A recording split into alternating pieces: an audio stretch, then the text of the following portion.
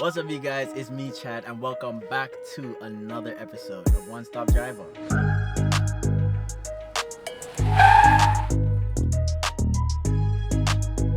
Today, we've got the one and only Ton Travels. Yes, guys. You guys know how it goes. I've got the questions. She's got the answers. If you do not know Tanya already, by the end of this video, hopefully, you'll know her a little bit better, right? Yeah. Or know her how she wants you to know her. Yeah. That is it. That's the goal. So Tanya, I'm not sure if you watched the episode before. We got a couple questions for you. They're lighthearted. They go from a little bit light surface, a little bit deeper. You ready? You guys remember I have anxiety, so just very... No, man. No suspense. No suspense. Okay. And no super deep question. Alright, cool. The first one is short and sweet. Who is Ton Travels? Oh, damn. My parents are gonna hate my answer. I'm a crackhead. Like, not an actual crackhead, but that's the word I like to use. Shoot. Because I try to have that kind of energy in everything I'm doing. It kind of just keeps me happy and keeps me vivacious and bubbly and like... I don't know. When I think crackhead, I just think oblivious to danger. Yeah, that and just super happy hyper and, person yeah. that's just vibing. Yeah, and that's how I kind Yeah. of like. That's what I go for. I think that's the best word to describe me. I'd say a crackhead. Yeah, it's like a bubbly vibe. It's like Yeah. so bubbly that it's almost like just blonde and fun. It's like, wait, what's going on? Yeah, like what's happening? Yeah. What's actually going on? That's definitely Okay. my personality to a T. I'd say All right. definitely a crackhead. Who brings out the best in you? Oh my gosh, my dad. Tony, if you watch my content, you guys know you've seen Tony a few times. If I am ever in a situation where I'm doing foolishness, just call Tony. There's something about, I don't know, not that he's ever made it seem like I could disappoint him, but I would never even dream of it. And so even just the thought that I could be disappointing Tony, I'd scratch anything at any moment just to make sure that my dad is proud of me. There's just something about that man that just brings out, I don't know, seeing him smile. Yeah, no, It's I just- get the there's feeling nothing exactly. like it. I just couldn't live without that man. He's my absolute favorite. That's me for my mommy. It's like Yeah. my mom was like, I really don't like that TikTok. You're it gone. It's done. It Like, gone. and the thing is, he rarely does. Like, it's very hard to get on So Tony's when like, it happens, yeah, it's like, it's all right, let me over. just turn this phone off. yeah, absolutely. Yeah, I get exactly what you mean. So Tanya, we know you as Ton Travels. Yeah. What are your top 3 travel destinations? Okay, top 3. Okay, number 3, I'm gonna say Australia. I went to college in Australia. Absolutely loved it. The culture is so diverse. The food is incredible. There are lots of black people, despite the fact that everyone assumes it's gonna be really racist, which I really loved. Like they have Jamaican festival there every year in real? Melbourne. I didn't get to go. I had exams, shoot. but they have like a Jamaican festival. All my friends are Africans. Like I have friends from Tanzania, friends from Oman, friends from the Seychelles. I have friends from all over. Like the diversity there, incredible. You don't feel left out. But then it's just so far from Jamaica that you get such a different culture experience. So the food is completely different. Their Chinese is way different from our Chinese. Their like Indian is way different from our Indian. And then Australian food in itself isn't bad. Like kangaroo is pretty. It tastes like steak. Wait, they eat kangaroo? They used to have it in our Hold dining hall. on. Not even like an exquisite thing, like you'd go on a Thursday and they'd have like kangaroo in blueberry wine sauce. And Why they'd did have, I like, think mashed potatoes. kangaroo was like their national animal type No, bro, they beef? eat it. They have like kangaroo crossings along the highway, and you'll just see them like hopping beside you. And we Yeah, have so- to have it in the. Is it legal to have kangaroo as a pet? I don't know. Well, if you can't eat it. You must can, right? Yeah, because My friend had like a bunch of them in her backyard, but I don't think they were like pets. She had like maybe 6 to 8 of them just hopping around, and they're huge. It was just a cool country to me, like having never seen things like that. Like, did you know koalas have chlamydia? Every single one of them. Yes, I heard that. Yeah, it's not I a heard lie. that. They're I also not heard that cute in person. So Australia definitely in my top 3, like for sure. All right. Then I'm gonna say Bali, Bali. just because it gives island, but it also gives Asia. Like I love the culture of just Southeast Asia. Like the food, the people, incredible. But it was just a different island experience from what we experienced in Jamaica or like the Caribbean. Because you go to any Caribbean country, we kind of have the same activities, the same scenery, Yeah. that kind of thing. It felt unreal. Like Nusa Penida Beach. What? Nusa Penida Beach. It's this gorgeous like island off the coast of Bali, and they have these huge, like I don't even know what the structures are called, but it's gorgeous. If you've probably seen it on my Instagram, or I'll send you a picture. Absolutely incredible. And it's so cheap, guys. It's just the price is also incredible. Love that. The price is there. The price is It's just the flight price. the flight price. It's The really flight getting to that price. side of the world is the hardest But part. when you get there, you're good. good. You are good. Mm. And I'd say probably top of my list, Malaysia, and it's because people are gonna come for me. Best KFC in the world. Oh, I think I heard you say that. Best KFC in the world. Literally. How far is it from Jamaica's KFC? Alright, so my Jamaica on my list right now is 3rd. Who's second? Bali. Bali? Bali KFC? But you guys have to understand, every KFC is allowed a little leeway with what they serve based on like their cultures and the spices that they use and stuff like that. So KFC over there is not like KFC over here. Like KFC in Singapore over there sells like spaghetti and meatballs. I think I remember the one in Bali sells like curry. Like the one in Malaysia sells so they adjust it to their culture more and more. And one thing about Asians, their spices are on point. So their KFC is seasoned with like Malaysian spices. I'm sorry, Jamaica had to take 3rd. Because in America they do have zinger. Yeah. And they do so different things. Even like KFC in Trinidad has their popcorn chicken is spicy. And it's really good too. Like incredible. Absolutely loved it. All right. Malaysia, So that's Malaysia on the top. Australia, Bali, Malaysia. For sure. All right. I feel like you low-key just answered this question a little bit. Oh no. What makes you truly feel alive? I said partly traveling. I feel most alive on a plane in the middle of the sky with a glass of wine in my hand and just like no one knowing, just not talking to anyone, just at peace by myself. Yeah, just chilling. I'm also probably happiest. That was the question, right? When am I most happy? Yeah. What makes you feel truly alive? Being around my family.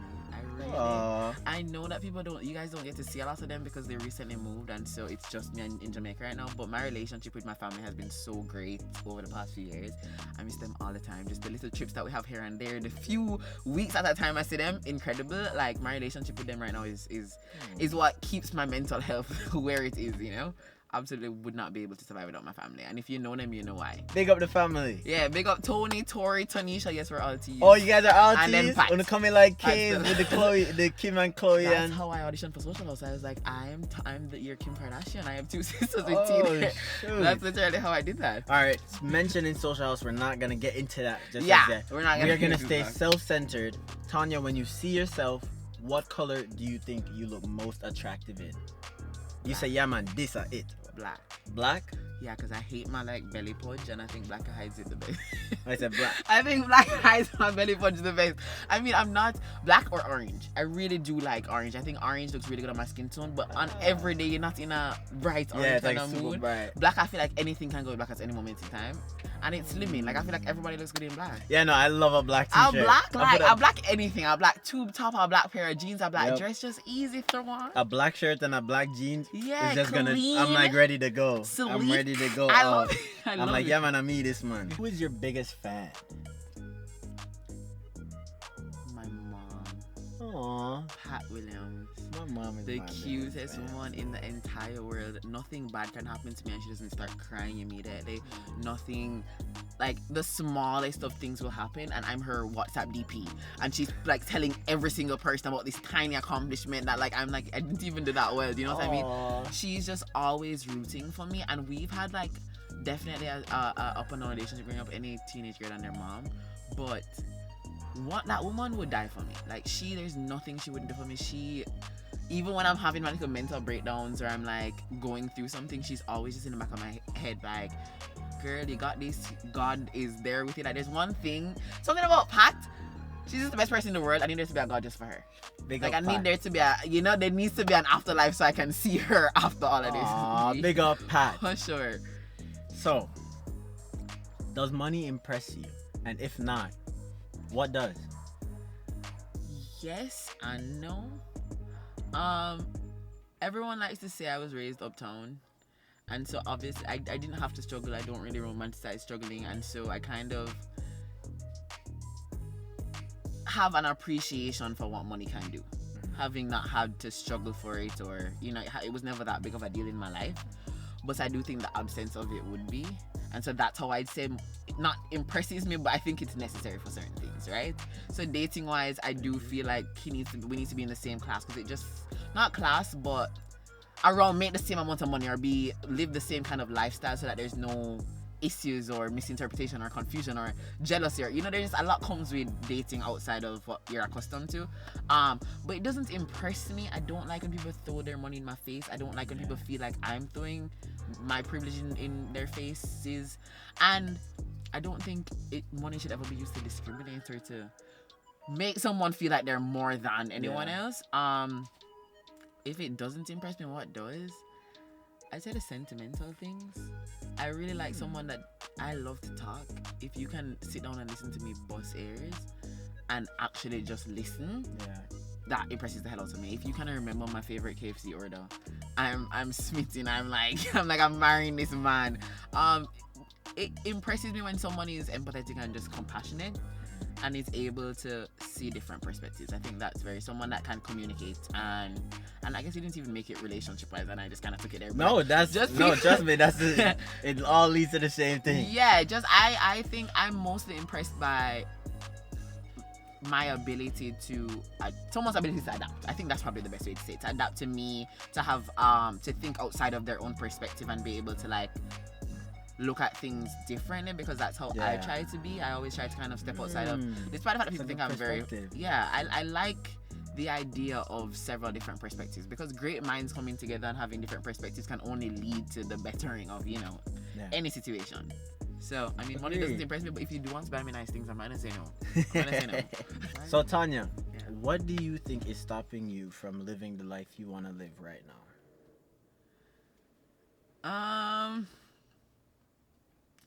Fear? Well, a lot. Okay, I'm gonna say fear and anxiety. I'm gonna put that in one category. And then let's be honest, money. Because if it was up to me, I'm in Bali traveling Asia right now. Like, okay. And that's my plan for next year, hopefully. But we'll get into that. Definitely fear. I have the worst imposter syndrome, especially because of how quickly things have happened to me in this industry. What exactly is it, imposter syndrome? So imposter syndrome, well, based on my interpretation of it, it's kind of like feeling like you don't deserve what you've achieved, or feeling like you don't deserve the place you hold in an industry, in a job, in a relationship, that kind of thing.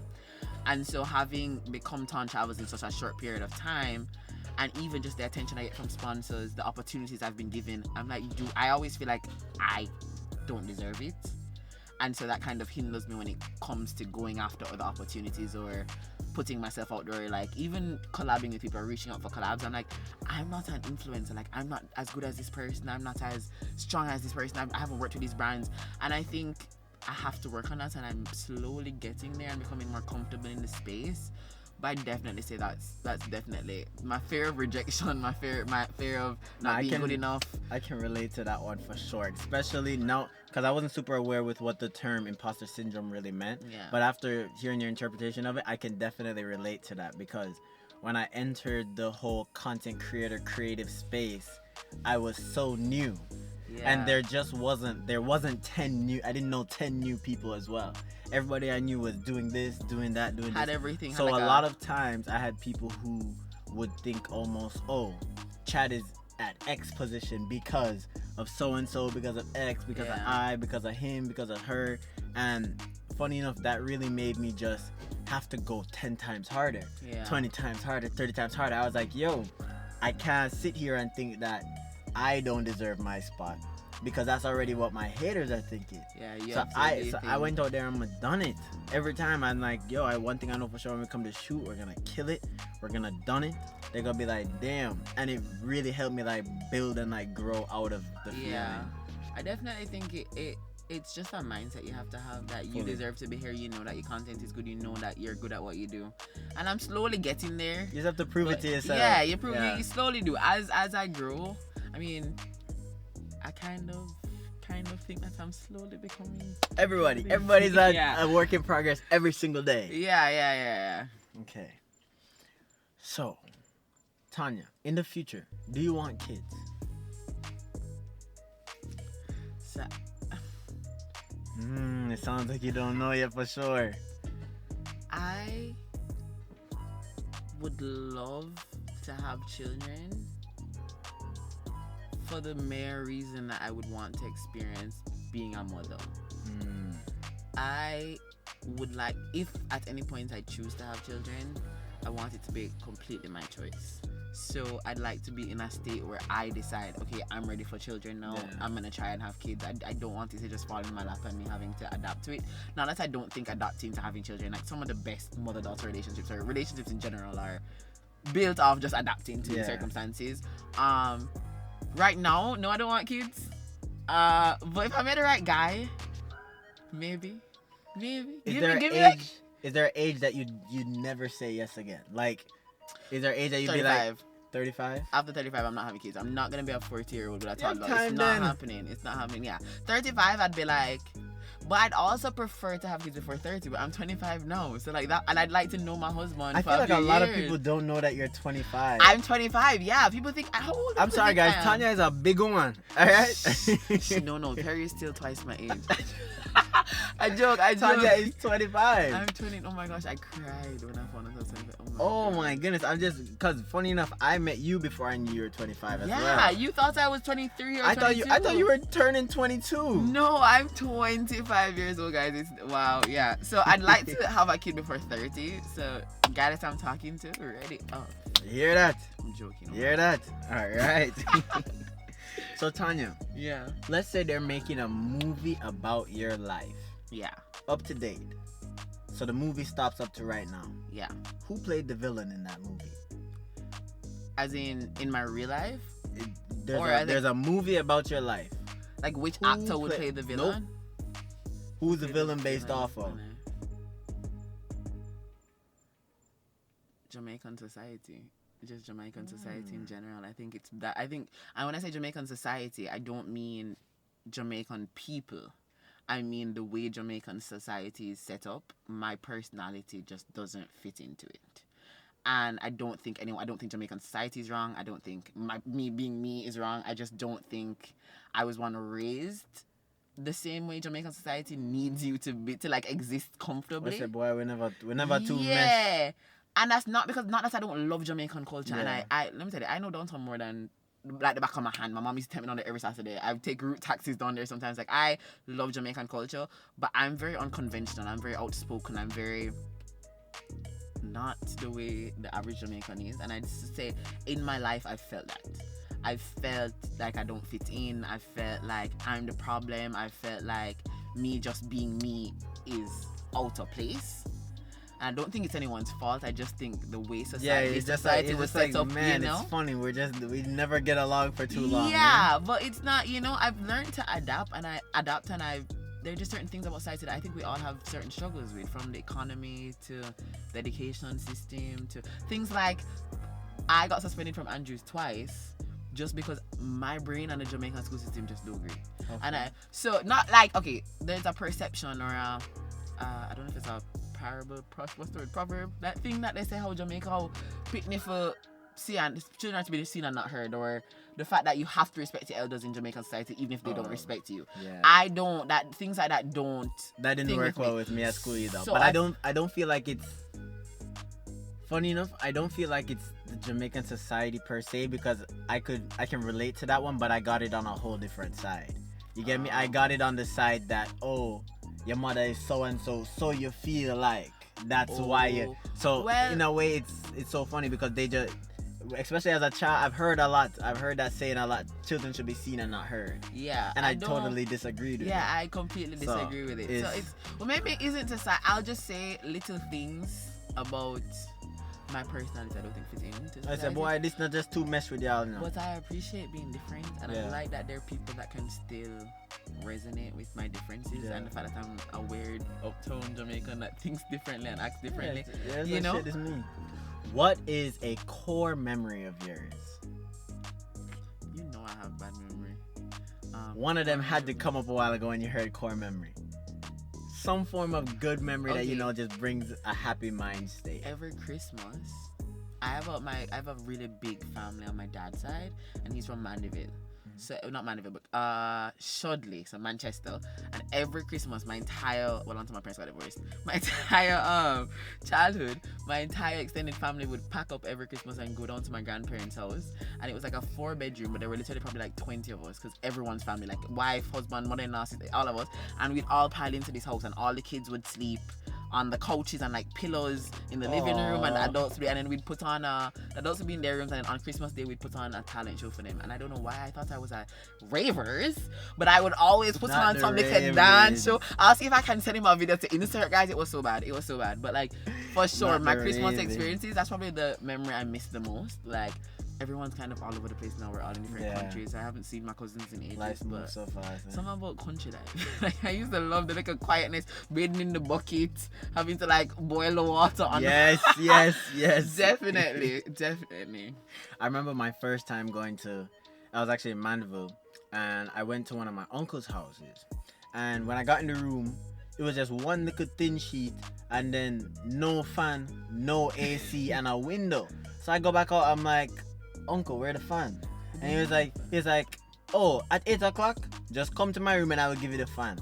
I didn't even get to 8 o'clock. I think it was like 7 something. In the room, freezing. Bro, Mandeville, Manchester, they don't play. I just didn't understand the concept of the further up we were on a hill, the colder it was gonna be. And I went to his room and asked him for another sheet instead of another fan. It's bad. Like, even the water when you're showering, you have to boil. You have to boil some water. You have to boil some water. I'm telling you. Tanya, when was the last time you felt disappointed in yourself?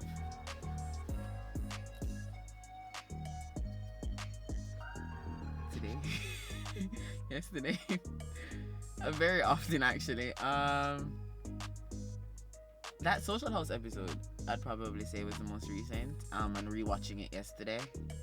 And if I'm being very honest with you, most of the times when I'm disappointed, it's for the same thing that I've been working on for years and obviously just have not mastered it. And that is just controlling my reaction to things. And so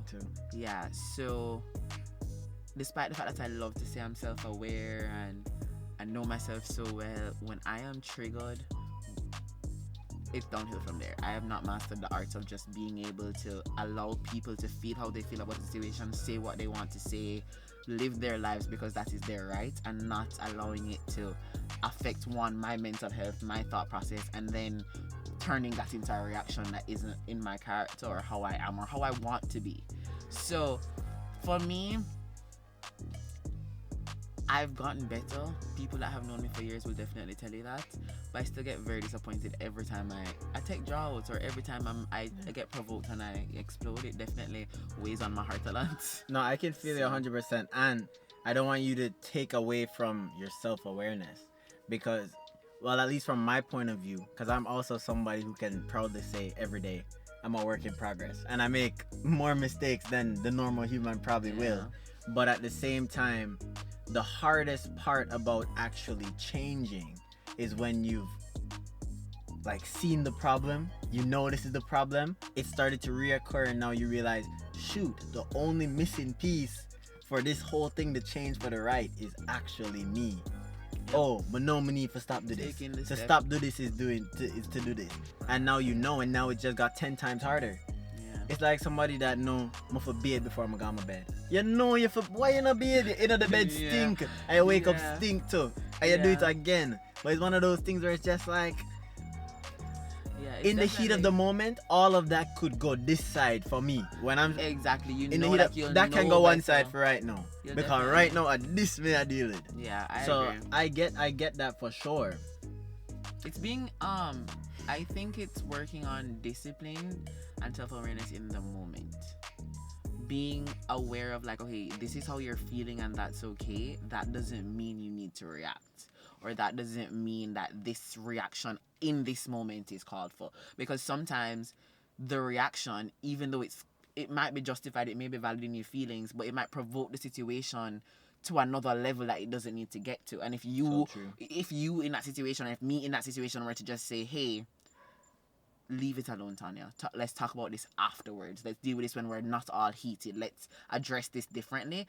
Everything could have changed. So true. And so it's being aware in the moment that I'm working on, being able to just pull myself back. And sometimes it takes a third party, because when I was younger, me and my sister used to argue a lot. And my mom just used to have to come in and she'd be like, she's like, I want to hear what both of you guys have to say. Everybody talk. She's like, but can we take 10 minutes? I gotta go do this. She don't have nothing for doing now. Let's take 10 minutes and everybody come meet back in my room. Everybody I walk back in the room vexing up. I match up them story. By the time 10 minutes come, you don't remember how the story go. Me forget why I'm a vex. We're hungry and now pizza is the solution to our problems. So it's really just one of those things where we have to, it's growing pains. Yeah, no, actually. Growing pains for sure. Yeah. Growing pains for sure. And I definitely did want us to talk about the episode because there was a lot that they didn't see. Yeah. From whichever standpoint you may be standing and see.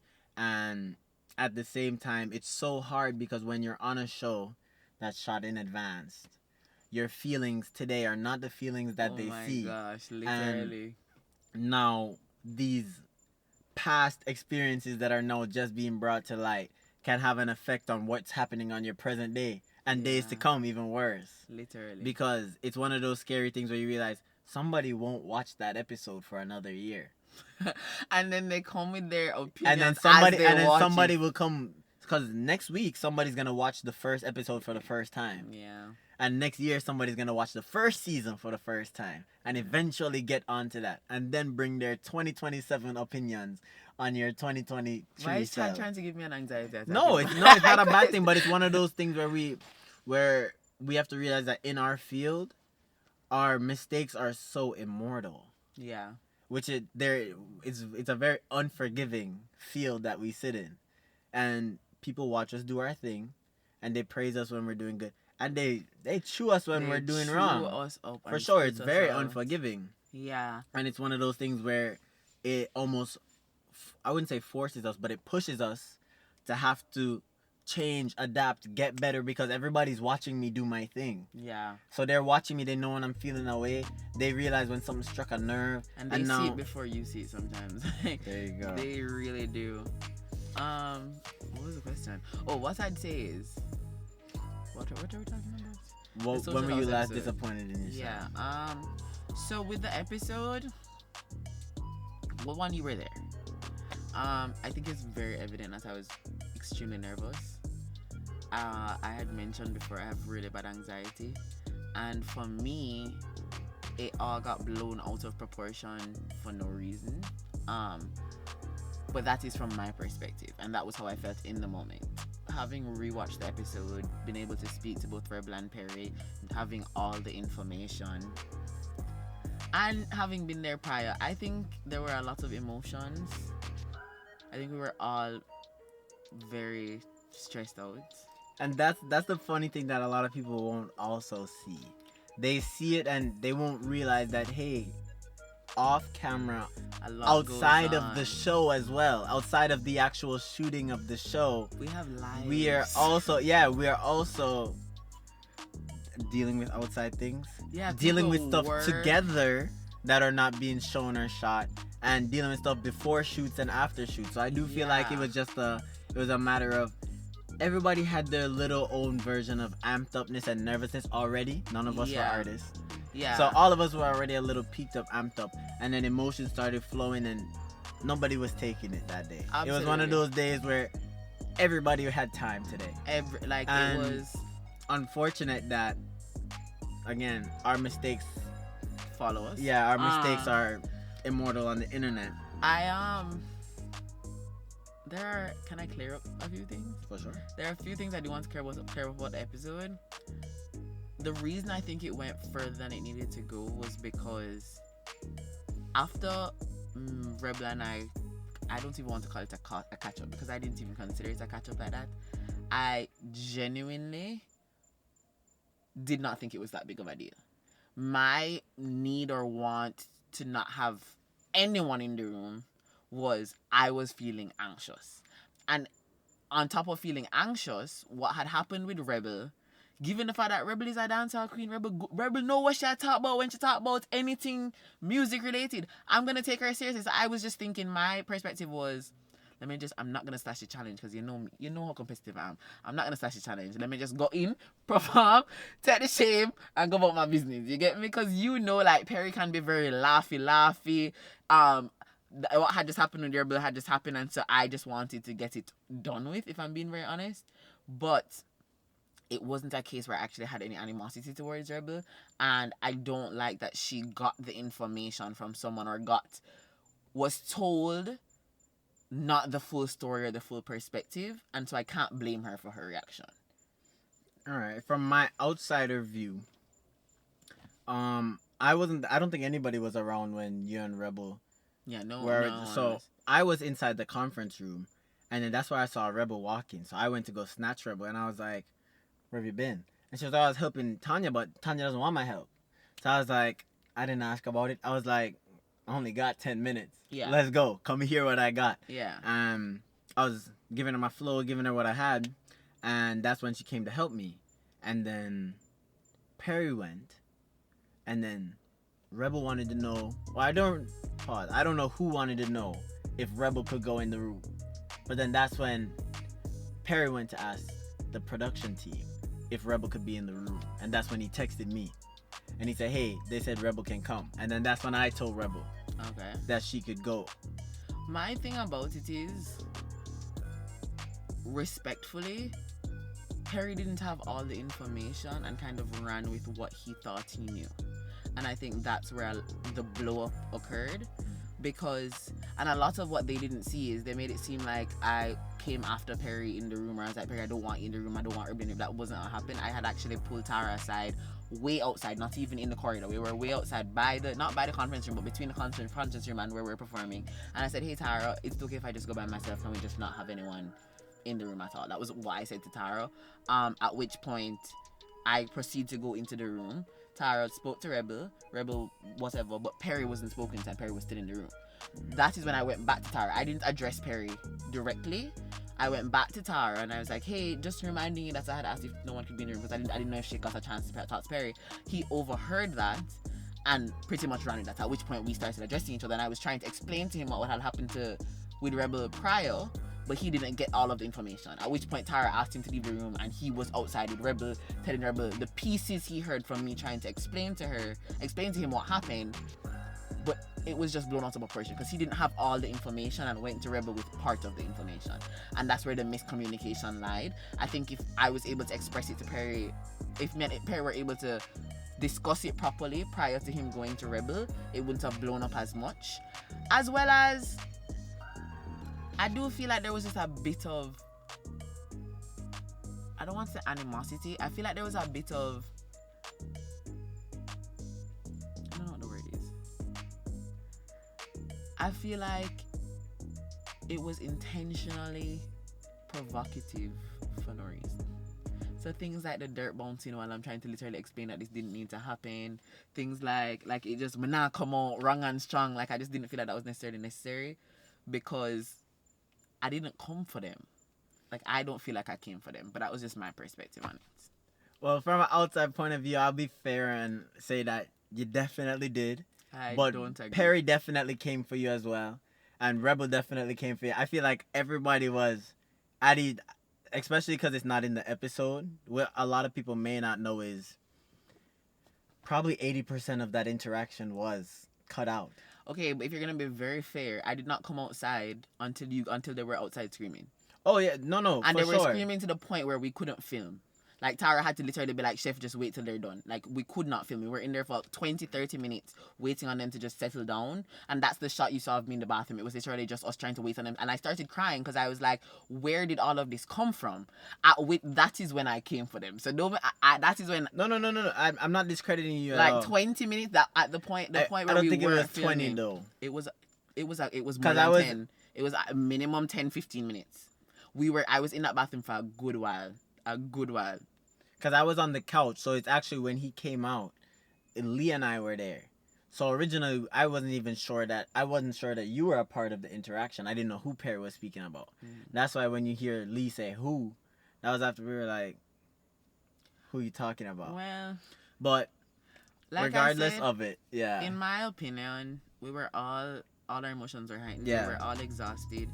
And if you put 6 huge personalities in one space, it is bound to happen. I'm sure people had bets on the fact that he was going to have me involved. I probably had bets on the fact that he's going to have me involved. But Perry and I are great. Rebla and I are great. She's literally one of the funniest, coolest people I've ever met in my life. I don't know how I didn't know her before this, because I'm obsessed with her just as a person. Yeah. If any, she brings such life to the cast. Yeah. She brings so much energy. She just vibes. And I wouldn't give up my social health experience and hanging out with you guys every weekend for anything. It was incredible. I definitely, like I said, I'm learning to not react. Me either. No, and I the feelings are mutual. I don't know if I'd swap out the cast for anybody. No one. I don't know if I could do any swaps. Absolutely. I don't think so. No swap skis. I would take that entire blow up again. No swap. If it meant the same cast it was worth. Because if not, there's the jokes we got also that episode. For sure. The literal entertainment. For sure. And I won't lie, my bet was spot on. You bet. I made a bet. Who was gonna argue first and what day was happening. I was on spot for the me and Rebel? For the date and the people. So really and truly he manifested this. It's really his fault. It's really his fault. Actually, I'm gonna pop up a video right here with me. I literally have a video mid-argument where I went, I told you so. I told you it was gonna happen this weekend. I told you guys it was gonna happen this weekend. Oh my gosh. But back to more questions about Tan Travels herself. Oh my god. Tan, how did you get into content creation? I used to want to be an IG girly. I posted like my travels a lot and I was really into the aesthetic. So if you scroll down on my Instagram, you'll see it gets really like, oh my gosh, wow, she's like an IG girl. Yeah. It never worked. So my friend was like, yo, join TikTok. And I was like, nah, not for me. You know, every person that's like an IG person is like, nah, not for me. And I downloaded it when I was in Singapore and I posted a few times and nothing happened. Because one thing I don't know if people know, TikTok uses the GSM whatever from your SIM card, not from like your phone. So every time I posted, only Singaporean or Asian people would see my videos and they don't care about this random black girl talking. And you know, that's so true because on my TikTok, if I'm on live, I don't get Jamaican rankings. I get US rankings. Yeah, it's his SIM card. So when I came back, I was in Miami. I came back from Singapore. I was in Miami, dog sitting for my aunt. And I changed my SIM card. I was like, why am I not seeing Jamaican TikTok? I changed my SIM card. Jamaican TikTok just literally just exploded on my phone. I make a video. I think it was about like Andrews or something Jamaican and it just explodes. Then I make another video and it just explodes. Then I become the uptown annoying girl on TikTok. Then I made the flat bottom girls are needed or there's no big bottom girls video. And then from that it was just she's Tan Travels. Everybody was like, wait, she's spitting right now. Yeah, and then I started doing the travel breakdowns and it literally yes. I think that's probably what spiraled it. Yeah, that's where I found you. Any series they kind of latched onto. So it became like, oh my gosh, where can this girl tell me I can travel to for less than $1,000? Yeah, no, I'm not gonna lie. Those are the ones that popped up on my For You page, and it was like, "Are you guys still traveling for this much?" I was like, "Yeah." And she was like, "Go here." I was like, "Oh shit!" I started screenshotting. I was like, "This is nice." Yeah, and then I just fell in love with it, and here we are. The real question is, how long would you have kept at creating content if it wasn't working? Honest truth, not very long. I am anything that makes me feel like I've been rejected or I've failed, I don't like to do it. I'm really, really bad at failure. I almost gave up on TikTok, actually, if I'm being honest. Not long. I don't even know if I could give you a month of time. Maybe 6 months. That's almost how long I told my parents to give me to prove I could turn it into something. Did I be like, alright, this was fun. This was so much fun. Let me be honest though, I just really didn't want to go back to accounting. So it was really, that was my motivation. It was like, I'm not going back to corporate Jamaica. And that's what you have your degree in, right? Yeah, I have a Bachelor of Accounting with a major in event management. Ooh, accounting. Yeah, I don't even every interview that I've been on, like I went on last year for accounting, they were like, you don't have an accounting personality. Are you sure you're like not looking for marketing? Sure? And I was like, yeah. So, Sorry. Tanya, what is something you feel like you don't get enough credit for?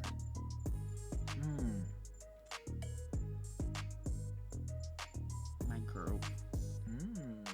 I think people are so stuck on who they think I am or who they knew me as or whatever image of me they've created in their mind. And no matter how hard I try to, and I've had to kind of just give up doing that as well, trying to change people's perceptions of me, but no matter how much I see myself grow, it's really hard seeing other people stuck on who you used to be. Do you know what I mean? And so I've had to kind of just make peace with the fact that I may never be able to convince people that I'm a good person or that I have changed or that I've grown. And it's for me to just accept that I know that I've grown. I can see the difference in my actions. The people that know me and are close to me can see it. But yeah, sometimes I definitely do feel like like I respond to one hate comment even though I've ignored you and you know me in the beginning I used to respond to all of them. I respond to one because it really gets on my nerves and they're like, you see, Ton Travels, and I'm like, but like I was so good for so long, like can I give me a break? But it's just really not internalizing other people's opinions of you, and again that's something I'm working on. Everybody's a work in progress. Yeah, and every single day. Me more than anyone, trust me. Every single day. How do you measure success for yourself? I have no idea. Because even when I think about it, I don't know at which point in my life. I know certain things I'd like to achieve, but I don't know at which point in my life I would consider myself successful. I know it's not a monetary thing. I just have never looked at money as the measurement for success. I think I'm gonna feel successful when I'm able to do what I love, which is content creation, without depending on anyone. So I'm able to just get up, do what I want to do, whether it's create a YouTube video or whatever, and I'm not dependent on a brand who's paying me. I mean, I'm going to love working with brands, but I'm not dependent on the money coming in. I'm not dependent on wanting people to like me. I'm just completely content with the fact that it's just me, my phone or camera, and I'm doing what I love. I think that's when I feel like I'm successful. Like I don't need anything but God, you know. That's how I'm doing. Is content creation paying the bills? No, Tony's paying the bills. It slowly is. I will not lie to you. It's a slowly. As the brands are realizing my worth, it's slowly getting there. There you go. I'm hoping. Step in the right direction. I'm hoping that like by the end of the year it will be paying the bills. But it's paying more than the accounting was. Hey, there you go. That's a plus right there. Yeah, for sure. What would you say are your top 3 priorities in life right now? My mental health is my absolute priority, just because good mental health just helps every other aspect in your life for sure. My discipline, I'm the least disciplined person in the world, and so I'm really trying to just get into having a routine, whether that's exercising weekly, exercising daily, cooking myself breakfast, just being able to say, Tanya, you're gonna do this at a certain time every day, you're gonna do it, and actually sticking to it. And I'd say my relationships with people, because I've grown so much and because I've become so aware of how I used to be, I am very actively trying to be a better person when it comes to my relationships, to approach things differently, to mend what needs to be mended, to take accountability for what needs to be, you know? And so that's a really big thing for me.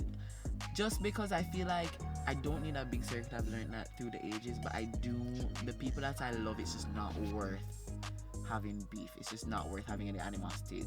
Really, like, having good relationships with the people in your life that you know genuinely care about you is worth more than anything I could ever talk about, and so that's definitely a priority.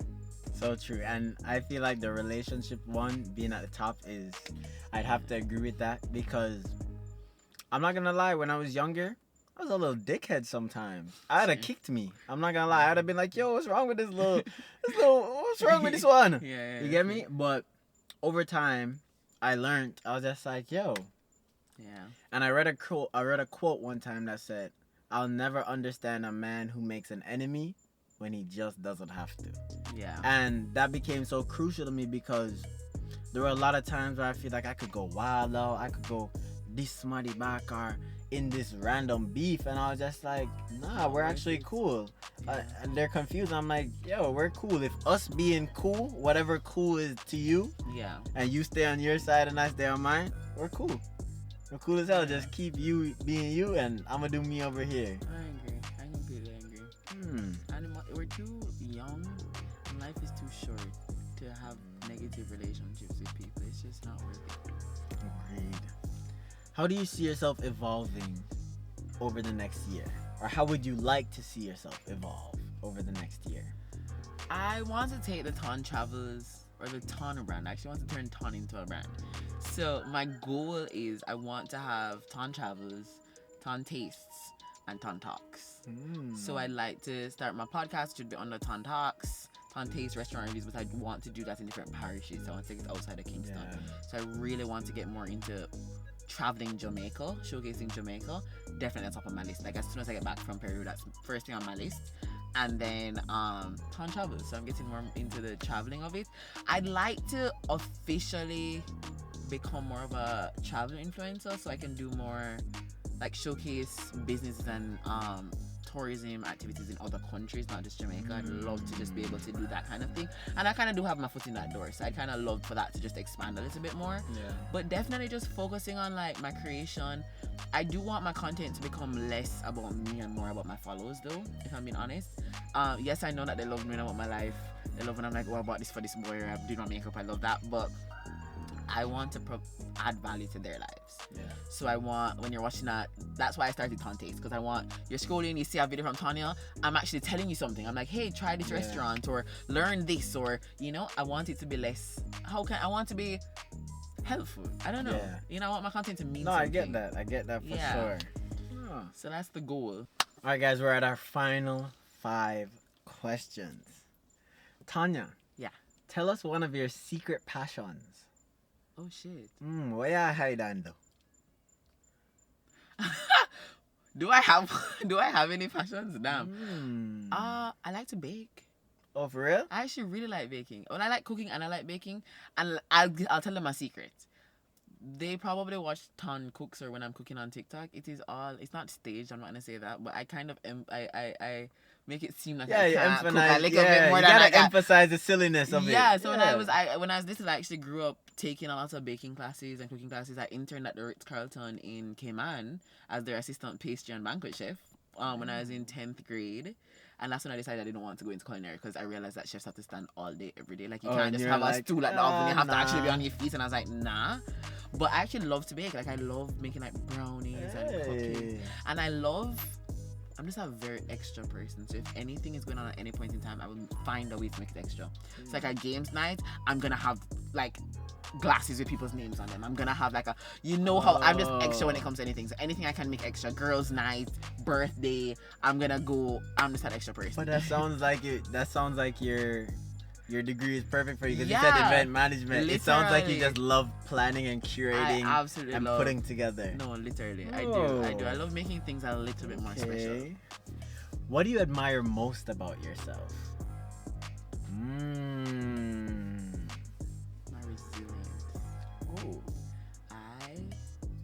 Sorry if you guys just heard my song. Even though I sometimes feel like I can bounce back from anything. Anything. I think probably my resilience and my ability to adapt.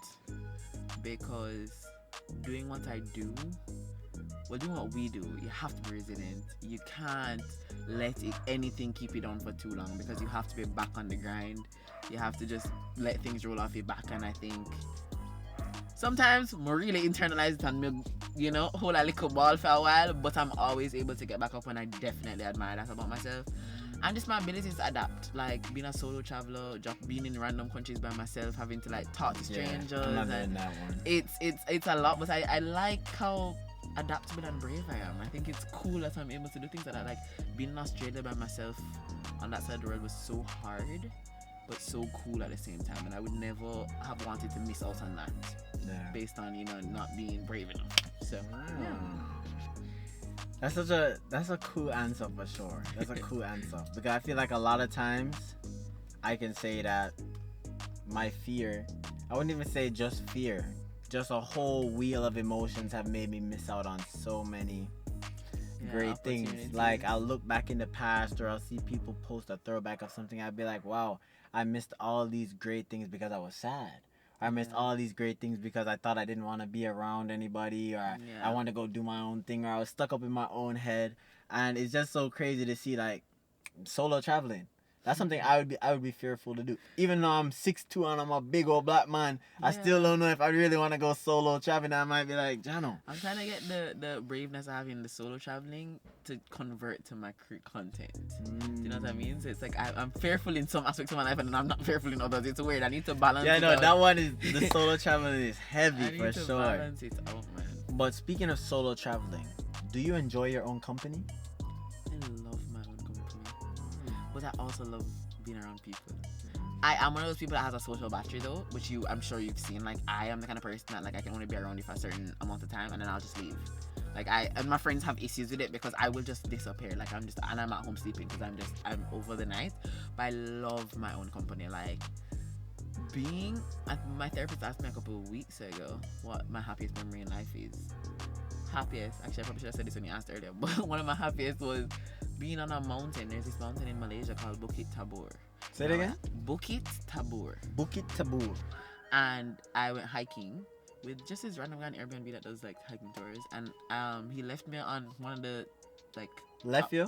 Not left me. He went to do with somebody else, and I was just sitting on like he wasn't in my space, and I was just sitting down looking at the view by myself in this mountain in Malaysia. I could have died. You would have never heard from me. That kind of bad. And I was just like, I've never been so at peace. I've never been so happy in my life. I don't know. Something about being by myself. I don't know. I love my own thoughts, you know. 9 out of 10 times I'm on TikTok, I'm watching myself. It's just me in my room and I'm just watching. Oh my gosh, Hannah, you're so funny. Oh my god. Yeah, I do love myself. I do. Alright, so we've only got 2 more questions. Mm-hmm. These are 2 pretty deep questions. Oh shit. Tanya, how do you feel you self-sabotage yourself? I'm not always confident in what I believe, even though I believe it. And so I internalize other people's opinions, perceptions, values when I don't believe in that. And that causes a lot of conflict in my life because 1, I internalize it and I don't believe it. So it's me just agreeing with people for agreeing with them's sake. And then 2,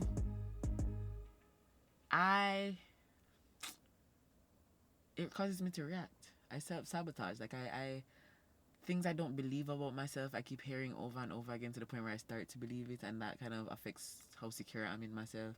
So things like my voice did not bother me until TikTok. It didn't bother me until TikTok. My flat bottom did not bother me until TikTok. And hearing it over and over again, despite the fact that I didn't care about it, when you hear something from over and over again, you're like, you know what? And then I started talking about it, and now it's almost like a sentence can't happen without me mentioning the fact that my bottom is flat because I don't want anyone else to mention it first. They're like, all right, I beat you out too. Yeah, and it's like I don't need to seek 1, security from anyone else, or 2, bring myself down like that. Yeah. So I think definitely in that way, that, and again my lack of discipline when it comes to reacting to people, just not being able to control my emotions, definitely my main my emotional intelligence. But I'm in therapy. I'm working on it. Work in progress. That's definitely the theme of this interview. The final question is the shortest question you've gotten all night, still probably the deepest. Tanya, how are you really?